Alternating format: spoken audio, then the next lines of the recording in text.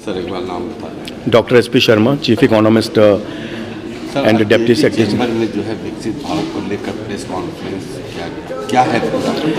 देखिए, चैम्बर ने आज विकसित भारत के ऊपर प्रेस कॉन्फ्रेंस किया है, क्योंकि 2047 तक हम विकसित भारत बनने जा रहे हैं। उसके बहुत सारे पहलू हैं, बहुत सारी माइक्रो एंड मैक्रो लेवल की डेवलपमेंट्स हैं, और साइज़ ऑफ द इकॉनमी जो अभी लगभग कोई $4 ट्रिलियन है, वो बढ़ के 34 ट्रिलियन से भी ज़्यादा होने वाला है। और पर कैपिटा इनकम जो अभी 2600-2700 USD है, वो बढ़ के $21,000 हो जाएगी 2047 तक। और हमने इनेबलर सजेस्ट किए हैं, जिसमें बहुत सारे इनेबलर्स हैं, जिसमें सबसे पहले तो जो खाली वैकेंसीज़ हैं, जो रिक्त अभी स्थान हैं जो सरकारी संस्थानों में, उनको फिल किया जाए, सो दैट कि हमारी एक स्टार्ट हो, जो ग्रोथ है और जो विकसित भारत बनने का सपना है, उसके स्टार्ट का फर्स्ट बिंदु यही होना चाहिए कि हम अपनी खाली वैकेंसीज़ को फिल करें पहले तो, जो भी रिक्त स्थान पड़े हैं। और दूसरा जो ईज़ ऑफ डूइंग बिजनेस की हम बहुत चर्चा करते हैं, कर चुके हैं, हमने बहुत इम्प्रूव किया है, और हम 142 से इम्प्रूव करके 63वें स्थान पे आए वर्ल्ड बैंक के ईज़ ऑफ डूइंग बिजनेस के अनुसार।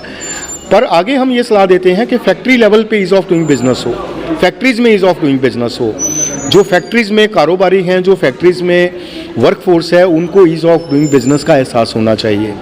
और तीसरा हमारा है कि कॉस्ट ऑफ डूइंग बिजनेस कम हो, जो ये कुछ कॉस्ट हैं, जो कॉस्ट ऑफ पावर है, कॉस्ट ऑफ कंप्लाइंसेस है, कॉस्ट ऑफ फाइनेंशियल्स है, और कॉस्ट ऑफ लेबर है, इसमें और सुधार हो। सरकार ने बहुत प्रयत्न किए हैं, बहुत इम्प्रूवमेंट हुई है पिछले, खास करके जो पोस्ट कोरोना के ये 2-3 साल थे, इनमें ट्रमेंडस इम्प्रूवमेंट हमने देखी है इन सारे पहलू में।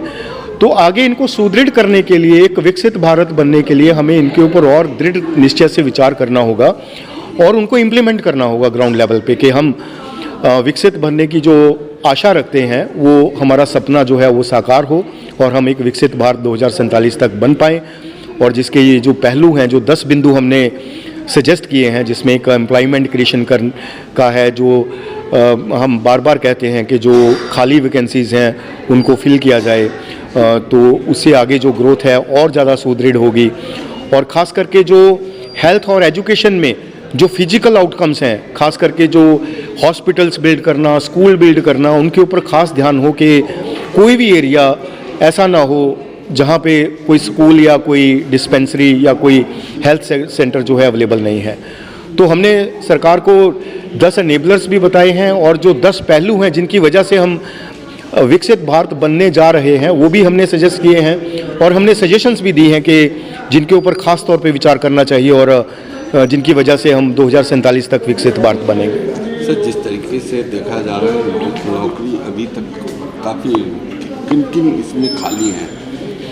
देखिए, बहुत सारे जो हमारे पास इनपुट्स हैं कि मेडिकल लाइन में, और जो एजुकेशन में, मिलिट्री में, पैरा मिलिट्री में, जुडिशरी में, कुछ ऐसे जो रिक्त स्थान हैं, जितने भी हैं उनको फिल किया जाए, सो दैट के एक भी स्थान खाली ना रहे, कि कहीं पे भी काम अटके नहीं, काम निरंतर चलता रहे, और हमारा जो विकसित भारत बनने का सपना है वो लगातार आगे बढ़ता रहे। सर, सबसे पहले नाम बता दें। तो मेरा नाम डॉक्टर रंजीत मेहता है, executive director PhD chamber of commerce and industry. Sir, विकसित भारत को लेकर आज आप लोगों ने प्रेस कॉन्फ्रेंस क्या कहेंगे? सर, इंडिया का जो विज़न है, honourable prime minister Modi ji ने सेट किया कि by 2047 India should become a developed nation. अब अगर इंडिया डेवलप्ड नेशन होता है तो उसमें क्या रोड मैप होना चाहिए, क्या इनेबलर्स होना चाहिए, जिसकी वजह से इंडिया जो है डेवलप्ड नेशन बनेगा।